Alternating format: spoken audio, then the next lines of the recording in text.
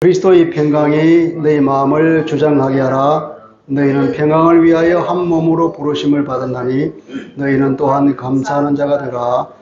그리스도의 말씀이 너희 속에 풍성히 거하여 모든 지혜로 피차 가르치며 권면하고 시와 찬송과 신령한 노래를 부르며 감사하는 마음으로 하나님을 찬양하고 또 무엇을 하든지 말에나 일에나 다 주 예수의 이름으로 하고 그를 힘입어 하나님 아버지께 감사하라. 아멘.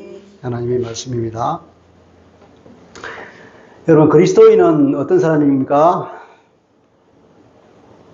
예수 믿는 사람이죠. 그리스도를 믿는 사람이 그리스도인입니다. 예. 그런 사람들은 예수 안에서 옛사람이 죽었습니다. 예수님이 십자가에서 죽을 때에 우리도 주님과 함께 연합하여서 우리의 옛사람이 죽었고 주님이 부활을 할 때에 우리도 주님으로부터 새로운 생명을 부여받아서 주님과 함께 부활한 새 사람입니다. 아멘. 아멘. 그렇죠. 우리는 예수 안에서 죽고 주님이 부활과 함께 다시 부활한 새로운 사람입니다. 이 새 사람은 그러면 어떻게 살아야 하느냐 할 때에 우리가 지난 설교에서는 12절로부터 우리가 14절까지 말씀해서 그렇게 말했습니다. 우리의 그 영적인 위치가 그리스도의 재림 때에 그와 함께 이제 영광 중에 나타날 거란 말이죠. 이런 사람들은 이제 부족함이 없어요. 그죠? 그래서 마음의 여유가 넘치는 사람입니다. 이 새 사람이 된 그리스도인은 어떤 삶을 살아야 하느냐면 하나님과 그리스도의 성품, 하나님의 성품, 그리스도의 성품을 닮아가는 삶을 살아라 그렇게 말씀하셨죠. 그 구체적으로 사도 바울이 우리에게 권고하는 말씀이 5가지 성품을 말씀했습니다. 기억나는 게 있어요? 불쌍한 사람을 볼 때에 애끓는 마음을 가지라. 창자의 마음을 가지라는 말 했죠. 창자의 마음, 긍휼입니다. 그리고 이웃에게 너그러운 사람, 이웃에게 친절한 마음, 그런 마음이 뭐라 그랬습니까? 그걸 자비라 그랬습니다. 긍휼과 자비와 겸손, 그리고 온유한 마음과 오래 참는 마음, 이 5가지 성품을 잘 기르라고 바울이 우리에게 경고해 주었습니다. 그리고 공동체 안에서는 어떻게 합니까? 이 교회 공동체 안에서는 우리가 서로 용서하고 사랑하고 은혜를 베풀기를 열심히 해라. 그래서 교회 공동체를 세우는 삶을 살아라 그렇게 말씀하셨습니다. 오늘은 그 이후에 연달아서 말씀하는 것이 우리에게 주어졌습니다. 우선 이런 얘기가 있습니다. 수도원 아십니까? 중세시대에 있었던 수도원, 오늘날도 수도원이 있지만 수도원이 꼭 그 감옥 같지 않던가요? 수도원은 분위기가 어두침침하고 그리고 감옥 없는 창설이잖아요. 거기는 호화로운 것도 없고 사치스러운 것도 없으며 좋은 음식도 없고 그리고 놀지도 않습니다. 계속해서 일을 하고 계속해서 하나님을 경배하고 찬양하고 성경 읽기를 열심히 하고 묵도하고 예배하는 것으로 한 모든 삶이 꾸려져 있죠. 감옥도 비슷하잖아요. 감옥에 죄수들이 열심히 일하잖아요. 일합니다. 나머지 시간은 자기가 자유를 보내겠지만 이렇게 감옥과 수도원이 비슷합니다. 외관적으로 볼 때에. 다만 다른 것은 수도원은 자발적으로 왔고 감옥은 강제로 끌려온 것이 다르겠죠. 근데 그 안에 사는 사람의 마음이 어떤가, 어떻게 서로 다른가 하는 걸 생각해 봅시다. 감옥에 있는 사람들은 마음에 보통 원망하고 불평하고 남 탓하고 그리고 그 심적인 고통이 심한 상태로 살아가고 있습니다. 그리고 똑같은 환경으로 보이는 이 수도원에서는 거기 있는 사람들은 항상 감사해요. 다른 점이 감사라고 해요. 감사하니까 하나님을 찬양하게 되는 거죠. 그리고 그러면 그 마음에 하나님이 주신 샬롬이 가득하게 됩니다. 그게 평안하죠. 오늘 주님께서 우리에게 말씀하시기 제일 먼저 말씀하시기 바로 이 평안을 말씀하고 계십니다. 오늘 설교 제목이 뭘까요? 오늘 말씀의 제목은 성숙한 신앙인입니다. 오늘 주신 말씀은 바로 성숙한 신앙인이 되었을 때 가능한 얘기고, 또 이 말씀을 잘 우리가 묵상하면 성숙한 신앙이 된다 하는 그런 의미가 되겠습니다. 이 성숙한 신앙인은 첫째로 평강이 마음을 지배하는 삶을 사는 사람이다, 이렇게 말할 수 있겠습니다. 15절을 그렇게 말씀하죠. 그리스도의 평강이 너희 마음을 주장하게 하라, 그렇게 말했잖아요. 평강 헬라어로는 에이레네라고 하는 말입니다. 에이레네. 우리가 구약에서는 히브리 말로 샬롬이라고 그러죠. 이 샬롬을 헬라 말로 번역한 것이 에이레네라고 하는 말인데, 그걸 우리가 성경으로 번역할 때 뭐 평강, 평화, 평안 이런 말을 많이 하죠. 평안하십시오 하니까 샬롬의 번역입니다. 우리 그리스도인들이 인사할 때 평안하십시오 이런 인사를 많이 하잖아요. 그 평안이 바로 샬롬이요 에이레나라, 에이레네. 평화, 평안, 화평 다양하게 번역되어 있는데, 하여튼 이런 것이 하나님 우리에게 공급하고 있는 말입니다. 이 평강 가운데 살아라 한 거예요. 그리스도의 평강이 너희 마음 안에서 심판자가 되라 하는 이런 말로 번역할 수 있습니다. 심판자가 되라, 주장하게 하라 하는 말은 헬라 말은 우리가 알 필요는 없지만 브라비오라는 동사인데, 이런 브라비우스라는 말에서 나온 겁니다. 브라비우스는 뭐냐면 심판자라는 말이에요. 그러니까 우리 마음에서 그리스도의 평강이 어떻게 하는자고? 심판자가 되라 말이에요. 심판자가 되라. 그리스도의 평강이 우리 마음에서 무엇인지 결정해라 이 말이에요. 어떤 일이든지 그분의 그 평강이 심판하고 결정하고, 그 결정에 따라서 우리 마음을 이끌어가는 삶을 살아라 이런 거죠. 여러분, 그리스도의 평강은 어떤 평강입니까? 주님께서 요한복음 14장 27절에 보면 제자들에게 당신의 평강을 준다고 그랬습니다. 요한복음 14장 27절 말씀입니다. 평안을 너희에게 끼치노니 곧 나의 평안을 너희에게 주노라. 내가 너희에게 주는 것은 세상이 주는 것과 같이 아니하니라. 너희는 마음에 근심하지도 말고 두려워하지도 말아라. 그랬습니다. 주님 안에 있는 그 평강을 제자들에게 주는 거예요. 마지막 제자들과 대화를 나누면서, 그러면서 다음날 이제 십자가에 못 박히는데 이런 얘기를 합니다. 모든 인간들은 생내적인 불안과 두려움이 있습니다. 아마 아담의 삶을, 운명을 사는 사람은 다 생내적인 불안과 두려움이 있는 것 같아요. 왜냐하면 그건 죄의 뿌리가 있기 때문에 그런 것 같습니다. 그런데 그리스도는 하나님의 아들이잖아요. 참 하나님으로서 그분에게는 근심과 두려움이 있을까요? 없을까요? 있을 수 없는 것입니다.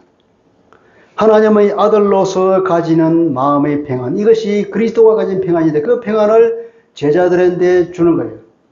오늘날 예수 그리스도를 믿는 모든 사람들은 성령이 우리 안에 오심으로써 우리가 그 주님이 주신, 제자에게 주신 평안을 누리게 되었습니다. 할렐루야. 이거 얼마나 큰지 모릅니다. 흔히 어떤 사람은 그런 말을 하죠. 그럼 그리스도인이 누리는 평안과 다른 사람, 불교에서 참선을 하면서 누리는 마음의 평안이 어떻게 다릅니까? 그렇게 말하는 사람이 있습니다. 여러분, 그거 답할 수 있습니까? 그것을 알아야 우리가 진정한 그리스도인으로서 살 수가 있습니다. 주님은 폭풍 치는 갈릴리 바다 배 안에서 평안히 주무셨습니다. 두려움이 없는 거예요. 이것이 하나님 아들의 모습입니다. 근데 우리가 하나님의 아들이 아닌데, 하나님의 자녀가 아닌데도 불구하고 주님이 가졌던 그 평안을 우리가 누릴 수 있는 비결은 어디냐면 예수님의 십자가 사역이었습니다. 주님의 사역의 결과로 우리가 무엇을 해결받았습니까? 죄의 문제를 해결받은 거예요. 하나님과 나와의 사이에 건널 수 없는 죄의 강이 있는데, 그 죄 때문에 하나님에게 가까이 다가갈 수 없고, 그 죄 때문에 하나님과 나와의 사이에 큰 담이 있는데 그것이 무너졌다 이 말이에요. 여러분, 어릴 때 혹시 부모의 말씀을 거역해서 부모를 만나면 꾸중을 들을 것 같은 그런 상황을 처해본 경험이 있습니까? 저도 어릴 때 아버지가 학교 갔다 와서 소무기로 가라 그러는데 친구들에게 노는 게 너무 재밌어서 그 얘기를 깜빡 잊어버렸어. 해가 질 때쯤에 드디어 생각이 난 게 그 말씀이. 아, 참. 소미를 그랬는데 내가 이 일을 완전히 잊어버리고 하루 종일 놀았구나. 근데 집에 들어가는데 도저히 발걸이 오금이 안 떨어지고 아버지를 만나기가 너무 두려운 거예요. 왜냐? 내가 죄를 지은 게 있으니까 아버지와 나 사이에 뭐가 있습니까? 이제는 끓이김이 있는 거예요. 그전에는 자연스럽게 그냥 아버지 얼굴을 대하고 아버지께 얘기를 하고 주고받고 이렇게 했는데 이제는 얼굴을 못 보는 거예요. 그 그리낌이 있어서. 그게 뭐냐면 이 죄가 하나님과 나 사이에 그리낌이 되어서 하나님의 얼굴을 볼 수 없고 하나님과 가까이 갈 수 없는. 그게 뭐냐면 인간이 태어날 때부터 가지고 있는 생리적인 불안과 두려움이 바로 그거라 이 말이에요. 그 죄의 문제가 싹 해결되면 어떻습니까? 이제는 내가 아버지의 마음에 기쁜 마음으로 아버지에 다가갈 수 있어요. 기쁜 마음으로 엄마에게 다가가서 엄마 오늘 밥 주세요, 뭐 주세요, 오늘 일어났던 일을 미주알 고절 다 얘기하면서 그렇게 재미있게 얘기를 할 수 있는데 엄마와 나 사이에 뭔가 그 그리낌이 있다 그러면 죄의 그리낌이 있다 그러면 다가갈 수 없는 거예요. 그 죄의 담이 무너졌을 때 우리는 하나님과 나 사이에 평화가 이루어지는 거죠. 샬롬이. 그래서 로마서 5장에 보면 이 구원을 어떻게 말하냐면 바울은 하나님과 우리 사이에 화해가 이루어졌다. 그러니까 화해. 예수 그리스도의 십자가를 통해 우리의 죄를 십자가에서 다 처리해버리고 그래서 내가 죽어야 할 죽음을 대신 죽어버리고 주님께서 우리가 주님 안에서 죽고 주님께 부활을 함께 부활함으로 주님 하나님과 우리 사이에 죄의 문제가 해결이 되고 하나님 사이에 그리낌이 없이 하나님을 기쁜 마음으로 다가올 때 그 마음 이것이 뭐냐면 주님이 가졌던 그 샬롬이라 말이에요. 그것이 우리가 누리는 주님이 우리에게 주시는 평강입니다. 그 평강. 그것은 하나님의 자녀가 되었을 때 누릴 수 있는 것이고 그것은 우리는 하나님의 보호를 받고 하나님의 돌보심을 받는 하나님의 자녀로서의 그 정체성 가운데서 일어나는 것입니다. 이것이 바로 그리스도의 정체성입니다. 여기에서 오는 평안함이 바로 주님이 말씀하시는 평안이라는 거예요. 세상 사람이 주님 말씀인데 세상이 주는 것 같지 않는 평안이다. 내가 주는 평안. 불교에서 아무리 참선을 하고 묵도를 하고 한다지만 그 마음의 고요함은 우리가 누리는 그 평강과는 비교할 수 없는 거라 이 말이죠. 주님이 그렇게 말씀합니다. 이 평안이 바로 너희의 마음 안에서 너희의 행동을 심판하라 이 말이에요. 이 평안이 네 마음속에서 너희 모든 행동과 생각과 말을 어떻게 결정하게 하라. 모든 생각과 말과 행동을 인도하고 결정하는 제1원칙이 평안이다. 이 평안을 깨뜨리는 어떠한 행동도 하지 않겠다. 이렇게 결심해야 됩니다. 평안을 해치는 일체의 행동과 생각을 나는 이제부터는 하지 않겠다. 다짐합시다. 이것이 사도가 우리에게 주는 권고입니다. 평안. 이 평안을 깨, 이 평안이 내 마음속에서 나를 규율하는 제1원칙으로서 심판자로서 내 심령 가운데 하나님의 평강에 충만하겠다 그러면 나는 어디를 가든지 항상 평안 가운데 있을 것이고 모든 사람에게 평안을 줄 수 있는 사람이고 온 하나님의 아들이라 불릴 수 있을 것입니다. 화평하게 하는 사람. 주님 말씀하신 팔복에서 화평하게 하는 그 사람. 내가 갈 때 가는 곳마다 평화가 이루어지고 분열에 있는 곳에 화합이 있고 평화가 이루어진다. 그러면 그 사람은 하나님의 아들이라고 일컬어진다. 하나님의 자녀가 된다. 그래요. 내가 주장해서가 아니라 주변에서 이 사람 바로 예수 믿는 사람이구나 이렇게 칭찬하게 된다 이 말이죠. 그것이 뭐냐? 우리 심령에 있는 평안이라 이 말입니다. 주님이 십자가를 지심으로써 우리 죄의 문제가 해결됨으로써 하나님과 나 사이에 그리낌이 없어질 때에 가지는 이 평강, 이 평안이 바로 하나님이 우리에게 주시는 평강이다. 그리고 또 너희는 평강을 위하여 한 몸으로 부르심을 받았다 그랬죠. 너희는 평강을 위하여 한 몸으로 부르심을 받은 거예요. 그리스도인은 교회로 부름을 받았습니다. 그래서 그리스도의 몸을 이루고 있습니다. 교회는 그리스도의 몸이라고 그랬죠. 교회의 머리는 그리스도이잖아요. 우리는 모두가 교회로 부름을 받았고 이 교회 공동체를 통하여서 주님의 몸을 이루고 있습니다. 한 몸을 이루죠. 이것이 뭐냐면 성경에서 말하고 있는 하나님의 신인류입니다. 새 사람이라 이 말이에요. 우리가 여러 명이 모여서 한 교회는 이것이 하나님 앞에서 한 새 사람이 되고 우리 개인도 마찬가지로 그리스도 안에서 새로워진 사람이 하나님의 새로운 인류, 재창조된 하나님의 신인류라 이 말이에요. 하나님께서는 이 신인류를 통하여서 하나님의 계획을 이루시기를 작정하시고 하고 있는데, 바로 이 신인류인 우리 그리스도인, 그리고 이 교회를 통하여서 하나님께서 그 놀라운 우주적 구원 계획을 이루어 나가시고 새 창조를 이루어 나가실 줄 믿습니다. 여기에 동참하는 영광이 우리에게 있는 거예요. 이 동참하는 영광 가운데 있는 사람들은 어떻게 살아야 할 것인가? 교회의 연합을 이루어야 되는가? 교회에게 평강을 깨어서 교회가 분열되는 것을 즉시로 우리는 막아야 됩니다.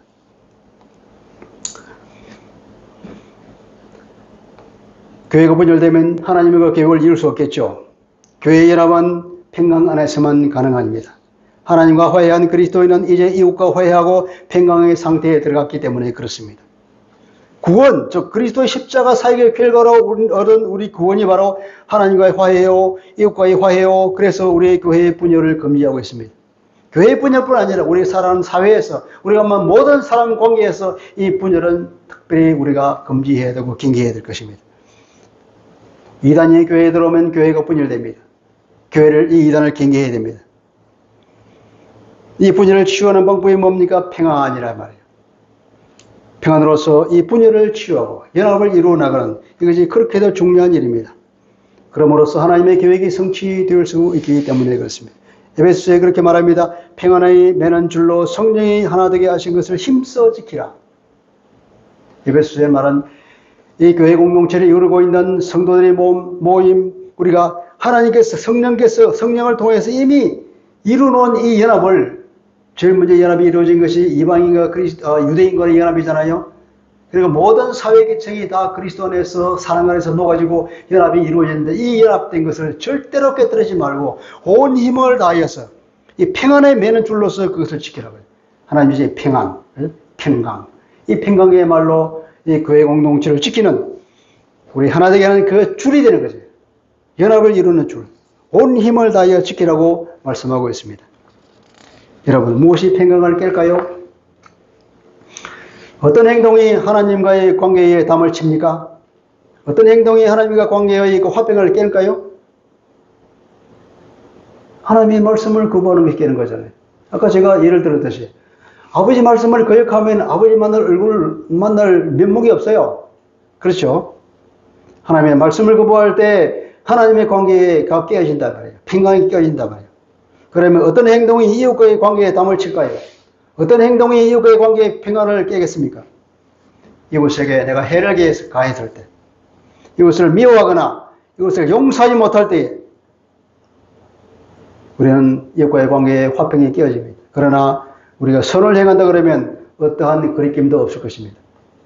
그래서 우리는 지속적으로 이 관계를 깨지 않기 위해서라도 이웃에 대하여 선을 행하게 될 것이고, 이웃에게 해를 가하지 말아야 될 것이고, 이웃을 미워하거나 용서하지 못하는 것을 우리가 끊임없이 수용하고 인내하면서 용서하도록 그런 마음을 변화시켜야 됩니다. 그렇게 하도록 우리의 제일 마음의 원칙이 뭐라고 평강. 이 평강이 우리 마음과 행동을 제어하는, 결정하는 제일 원칙으로서 우리 심령 가운데 심판자로서 군림하도록 허락하라 이 말이죠. 여러분 그렇게 하시겠죠? 두 번째, 성숙한 그리스도인들은 감사하는 삶을 사는 사람입니다.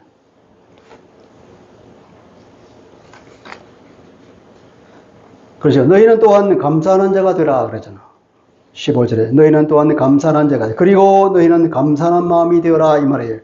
감사할 줄 아는, 감사하는 마음을 가진 사람이 되라 이런 뜻이겠죠. 여러분 야고보서 1장 2절 4절은 이런 말씀이 있습니다. 내 형제들아 너희가 여러 가지 시험을 당하거든 온전히 기쁘게 여겨라. 이는 너희 믿음의 실이 너희 인내를 만들어내는 줄 너희가 알미라. 인내를 온전히 이루라. 이는 너희를 온전하고 구비하여 조금도 부족함이 없게 하리 함이라. 자, 야고보 사도는 우리가 말할 때 우리에게 시련이 온다, 우리에게 시험이 온다. 그러면 그 시험을 어떻게 받아들이려고요? 이 시험이야말로 나를 하나님 앞에서 든든한 단단한 믿음으로 연단시켜주는 하나님의 좋은 선물이구나, 훈련이구나 하는 걸 깨달으라는 거예요. 그래서 그것을 기쁜 마음으로 받을 수 있게 돼요. 그것을 깨달을 때에 하나님의 그 의도를 이해할 때만이 우리가 오는 그 시험을, 불시험을 기쁜 마음으로 받을 수 있죠. 이 시험을 이길 때 우리는 온전을 이룹니다.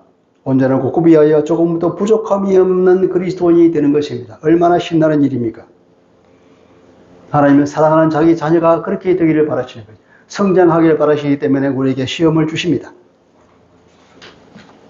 그리고 17절에 보면 또 무엇을 하든지 말에나 일에나 다 예수의 이름으로 그를 힘입어 하나님 아버지께 감사하라 그랬죠. 감사하라. 17절 무엇을 하든지 하나님께 감사하라 그럽니다.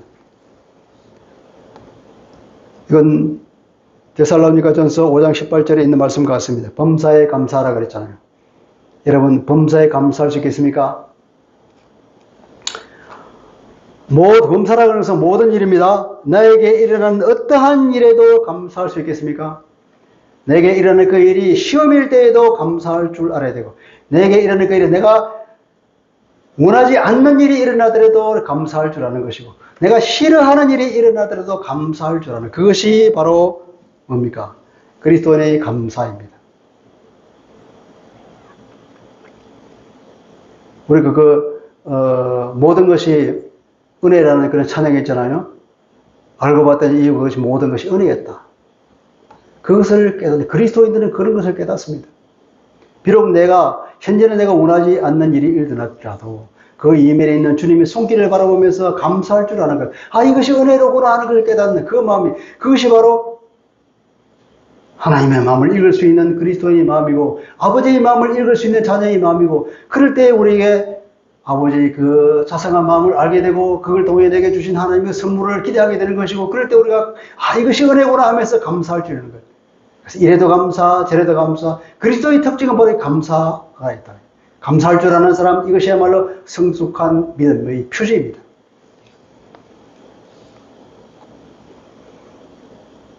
이 감사는 바로 믿음의 척도요 평안의 시금석입니다. 믿음이 없는 사람은 감사하지 않습니다. 여러분, 믿음이 없는 사람이 하는 것을 잘 봤습니까? 일이 잘 되면 어떻게 합니까? 감사치 아니하고 자기 자랑을 하잖아요. 잘 되면 내 탓이요, 못 되면 조상 탓이라는 세상 사람들의 말. 하나님께 감사하는 것이 아니라 자기 자랑이요, 자기 자랑이 내가 잘난 것으로 아는 것이 세상 사람입니다. 우리는 그렇게 살지 않습니다.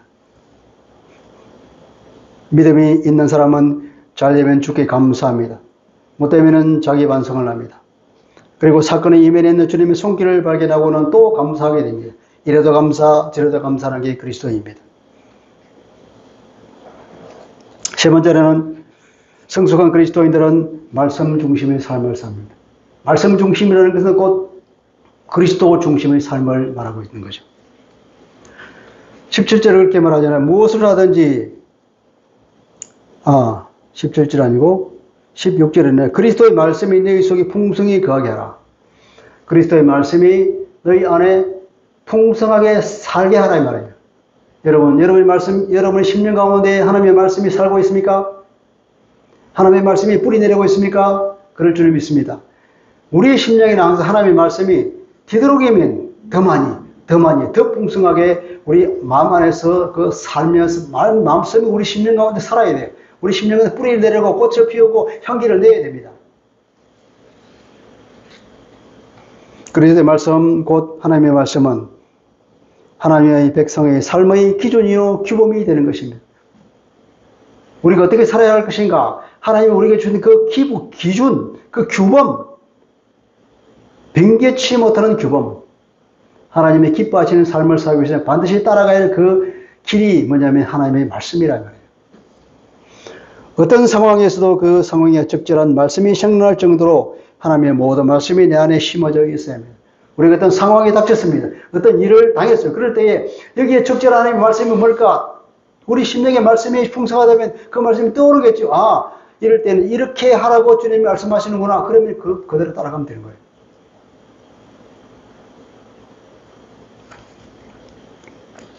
그래서 우리는 말씀을 부지런히 읽고 묵상하고 연구하고 암송해야 될 것입니다.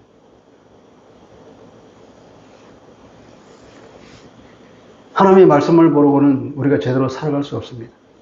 무엇이 옳은지, 무엇이 그런지, 무엇이 하나님을 기뻐시게 하는지 그걸 알기 위해서는 하나님의 말씀을 알아야 되잖아요. 그러니까 우리가 부지런히 하나님의 말씀을 알아야 되는 거예요.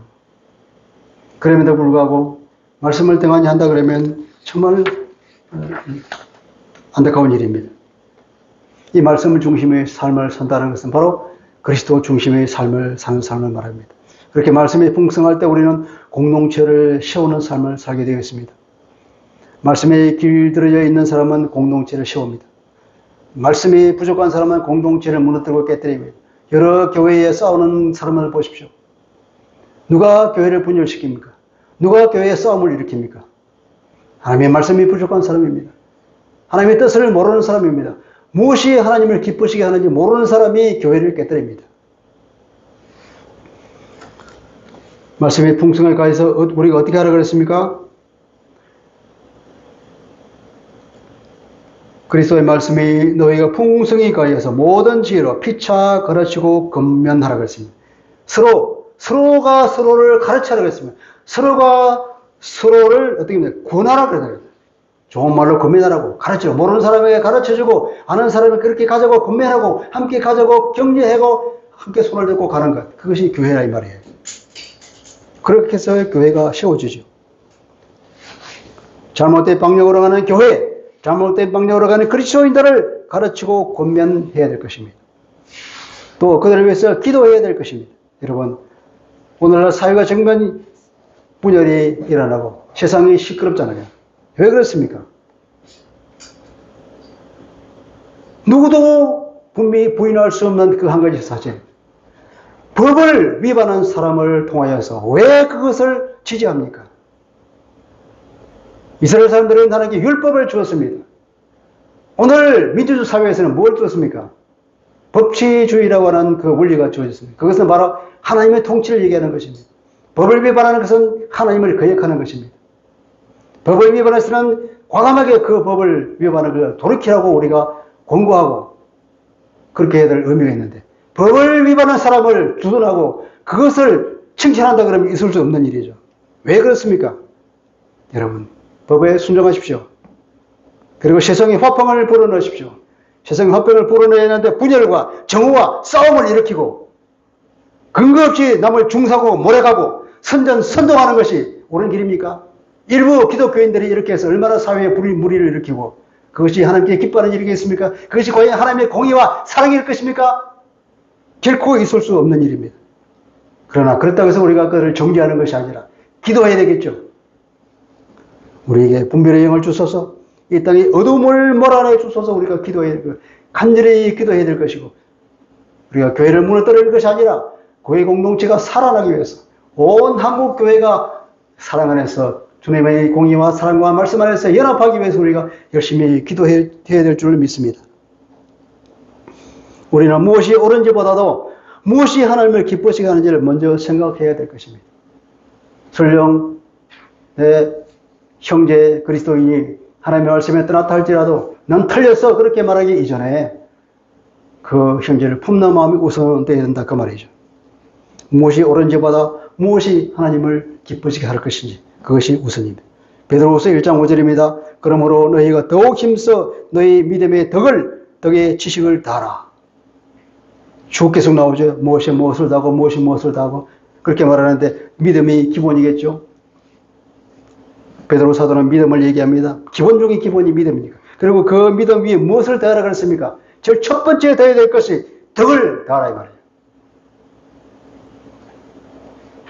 교회를 세우기 위해서 어떻게 해야 될 것인가? 교회 공동체를 세우는 것이 최우선인 줄 믿습니다. 오늘날 교회가 말씀을 등한히 하는 것 다 참으로 안타깝습니다. 그리고 말씀이 풍성한 사람은 하나님을 찬양하는 삶을 살게 되겠습니다. 그렇게 말씀하겠죠. 너희 그리스도의 말씀이 너희에게 풍성히 가하여서 어떻게 시와 찬송과 신령한 노래를 불러라 그랬죠. 시와 찬송과 신령한 노래를 부르며 감사하는 마음으로 하나님을 찬양하십시오 그랬습니다. 찬양하는 태도를 말하고 있습니다. 우리 여러 개에서 감사하는 마음으로 하는 것은 원문에 보면 감사로서 그리고 마음으로서 두 가지 부사 구가 있는 거예요. 감사로서 하는 것은 감사하는 마음으로 이 말이에요. 우리가 은혜를 깨달을 때에 감사하게 되고 그러면 하나님을 찬양하게 되었습니다. 사건 이면에 있는 하나님의 손길을 볼 때에 우리가 은혜를 깨닫고 감사드리고 하나님을 찬양하게 되는 겁니다. 감사로서는 거다. 감사하는 마음으로 하나님을 찬양하고, 그리고 마음으로서는 온 마음을 다하여 찬양하라는 얘기죠. 그것이 찬양하는 사람의 태도가 될 것이고, 그러면 찬양을 어떤 방법으로 찬양할까요? 시와 찬미와 신령한 노래를 그랬죠. 여러분, 시는 뭐고 찬미는 뭐고 신령한 노래는 뭘까요? 원문에 보면은 시는 프살모스라고 합니다. 우리가 영어로는 영어로 싸움이라고 하죠. 싸움. 우리가 시편, 구약의 시편은 싸움이라고 합니다. 그 시편은 시는 하나님께 예배하면서 노래를 불렀던 것입니다. 노래 부를 때 수금을 탔잖아요. 수금은 이 문질러서 내는 소리이기 때문에 파살모스라는 것은 문지르다, 파살로라는 것은 문지르다 하고는 그런 단어에서 나오는 건데, 그래서 수금을 더 악기로 연주하는 찬양을 싸움이라고 하는 거죠. 이 시라고 하는 것은 시로, 그죠? 시로서, 찬미로서, 신령한 노래로서 찬양하는데, 시로 하는 것은 악기로 연주하면서 찬양하는 것을 시라 그러고, 파살모소. 두 번째는 찬미라고 그랬죠. 찬미는 우리 헬라말로 힘노스라고 그랬는데, 힘노스는 뭐냐면 구약에 보면 이것은 이방의 배경을 가진 찬송을 말합니다. 이방의 배경을 가진 찬송이 뭘까요? 예를 들어서 우리가 하나님을 찬송할 때, 예배할 때 우리가 시편을 통해서 하나님을 찬양합니다. 옆에 이방 우상 숭배하는 사람들, 그들이 죄에 보니까 자기들도 자기 우상에게 막 찬양을 해요. 그것이 노래가 곡조가 좋아 보여요. 그러면 그것 가져오는 겁니다. 가져와서 하나님을 찬양하는 시를 붙여서 노래를 바꿔서 하나님을 찬양할 때 쓸 수 있다는 겁니다. 그것이 뭐냐면 힘이, 영어로 힘.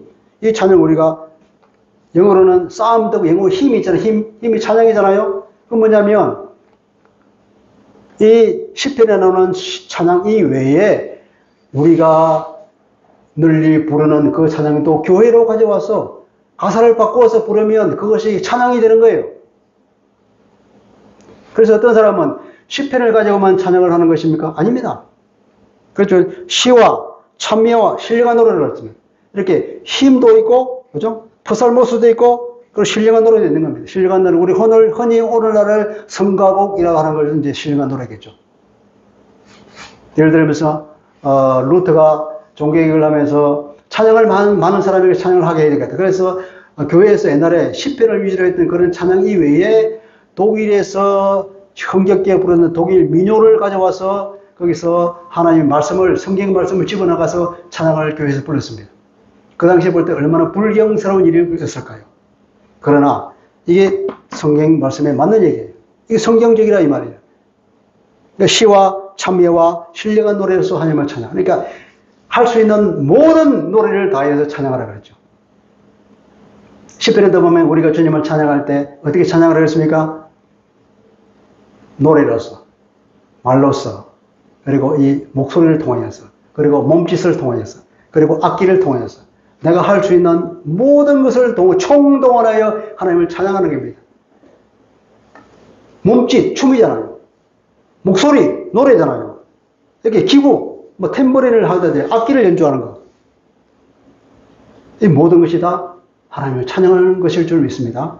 하나님을 찬양할 때 여러분 제한을 두지 마십시오. 어떠한 노래도 좋고, 어떠한 몸짓도 좋고, 어떠한 기구도 가능합니다. 예.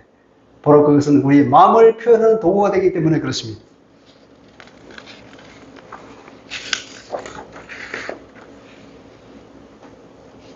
그리고 이 말씀이 충만할 때 드디어 우리는 그리스도 중심의 삶을 살게 되는 거죠. 10절에 그렇게 말하면 무엇을 하든지 말에나 일에나 다 주 예수의 이름으로 하라. 무슨 일을 하든지 말을 하든지 일을 하든지, 그러니까 우리 말이나 행동이나 말이고 은행이 우리 모든 일거수일투족이 뭐라고요? 주 예수의 이름으로 하십시오. 그 말이에요. 말에 있어서나 또는 행동에 있어서나 무슨 일을 하든지 모든 것을 주 예수의 이름으로 하십시오. 그 말입니다. 말에 있어서나 또는 행동에 있어서나 하는 것은 삶 전체를 가리키는 관용적 표현입니다. 그러니까 당신의 삶의 일거수일투족을 주 예수의 이름으로 하십시오. 그렇게. 여러분, 주 예수 이름. 이름이라는 것은 그 이름 안에 그분의 인격이 들어있고 그분의 공의와 능력이 상징이 바로 그 이름이 들어요. 이름이라 그러면 그 모든 것이 들어있는 겁니다. 그래서 예수의 이름으로 하는데 그리스도의 영광과 명예를 위하여 그리스도의 영광과 명예에 부합하게 그리스도의 영광과 명예를 무너뜨리는 것이라면 할 수 없겠죠? 그런 일을 할 수 없는 거예요. 그런 일 또한 우리의 평강을 깨는 일입니다. 나의 언행이 그리스도 예수의 이름에 부합하는가? 이것을 우리가 자문해 봐야 될 것입니다. 그리고 그를 힘입어 감사를 그랬습니다. 그런 그리스도를 말하죠. 그리스도를 통하여 감사하라. 감사도 그리스도를 통하여 하라 그럽니다. 모든 것이 그리스도 중심입니다. 감사를 하는 것도 그리스도를 통하여서. 그리고 모든 말과 행동을 도적이 주 예수의 이름에 합하게 그렇게 사는 사람이 성숙한 신앙인 줄 믿습니다. 자, 말씀을 요약해 보겠습니다. 우리가 교회로 부름받은 것은 교회의 평강을 위한 일이라고 했습니다. 평강한 주님의 사역의 결과로 우리에게 주어진 하나님과의 화해를 말하고 있습니다. 구원이란 바로 하나님과의 화해요. 그것이 이웃에게 확정되는 이웃과의 화해를 말하고 있거든요. 우리 삶의 행동에서 최고의 판단 기준은 평강이라는 것입니다. 평강을 깨는 일, 교회의 연합을 깨는 일은 절대로 해서는 안 된다고 말씀하고 있습니다. 그것은 하나님의 말씀을 거부하거나 이웃에 대한 미움과 해악을 끼칠 때에 우리의 평강이 깨어집니다. 그리고 감사하는 삶을 살아라 그럽니다. 감사하는 그리스도의 표지 중의 표지입니다. 범사에 감사하고 어떠한 시험도 감사하고 기쁨으로 받으라는 거죠. 감사는 또 믿음의 시금석이기도 합니다. 그리고 말씀 중심의 삶, 그리스도 중심의 삶을 살아라고 공고하고 있습니다. 말씀이 내 삶에, 내 마음에 풍성히 담겨 있어야 합니다. 그 말씀이 나와 이웃을 가르치고 권면할 수 있게 해주고 또 그렇게 해야 된다고 말하고 있습니다. 하나님을 찬양하는 삶의 원동력도 내 마음에 말씀이 가득할 때 가능하다는 것입니다. 범사를 주 예수의 이름으로 하라 그랬습니다. 그분의 영광과 명예를 위하여 하고 예수의 이름으로 할 수 없는 것은 어떤 것도 하지 말아야 될 것입니다. 여러분, 이 말씀을 우리의 모든 일상생활에 앞으로 적용하도록 합시다. 과거에는 우리가 이렇게 하지 않았지만 이제는 그 말씀을 듣고 묵상하면서 그렇게 합시다. 어떤 경우에도 평강을 해치는 언행을 하지 맙시다. 우리 속에서 밀어내야 할 생각, 내가 버려야 할 생각 뭘까요? 우리 평강을 깨는 생각들. 이것을 우리가 과감히 버립시다. 그리고 우리가 말을 조심해야 되는 거죠. 말을 한번 하면 그것은 한번 뱉은 말은 이게 주워 담을 수가 없기 때문에 말할 때 신중해야 될 것이고 절대로 평강을 깨치는 말은 하지 말아야 할 것입니다. 항상 우리가 말씀을 연구하고 묵상합시다. 말씀이 풍성해야 그리스도 중심의 삶을 살기 때문에 말씀이 풍성해야 우리가 찬양하는 삶이 되고 말씀이 풍성해야 감사하는 삶을 살게 됩니다. 말씀이라는 그 가장 그 기본 바탕 위에 우리가 감사하게 되고 그 감사를 통하여서 우리가 하나님을 찬양하게 될 것이고 평강이 드러나게 될 것입니다. 그것이 말하자면 우리의 신앙의 꽃이 될 것입니다. 말씀대로 사는 것이 그러니까 성령 인도를 잘 받는 삶입니다. 말씀을 많이 하는 것이 성령 충만입니다. 왜 그러냐면 말씀은 곧 성령께서 우리에게 주신 말씀이기 때문에 말씀이 내 안에 많다는 것은 성령이 내 안에 충만하다는 얘기입니다. 그리고 교회 공동체를 세우기 위해서 애쓰는 사람이 됩시다. 범사에 감사하고 찬양하는 사람, 여러분 이렇게 성숙한 신앙인 하나님 앞에 칭찬받는 사람 얼마나 멋지습니까? 우리가 그것을 꿈으로 그리면서 우리의 그런 모습을 상상하면서 그렇게 삽시다. 이것이 성숙한 그리스도의 모습입니다. 얼마나 멋있습니까? 여러분, 그것을 향해서 우리가 오늘부터 시작합시다. 기도하겠습니다. 사랑이 풍성하시고 우리를 지극히 사랑하시는 하나님 아버지, 우리가 잘 되길 바라고 우리가 하나님께 칭찬받는 사람이 되기를 원하시는 아버지, 오늘도 우리에게 주신 이 바울의 권고의 말씀을 듣고 그렇게 살기를 간절히 원합니다. 주님이 주신 그 평강을 깨뜨리는 일체의 행동과 생각을 하지 아니하며 하나님의 말씀 우리 속에 풍성히 거하여서 감사하는 삶, 이웃과의 그 평강을 유지하는 삶, 화평하는 삶, 그리고 하나님을 찬양하고 감사하고 어떤 경우에도 주 예수의 그 명예를 깨뜨리는 일을 하지 않으면 모든 일을 주 예수의 이름을 할 수 있는 그런 성숙한 그리스도인이 될 수 있도록 주님 우리를 도와주옵소서. 예수 그리스도의 이름으로 기도합니다. 아멘.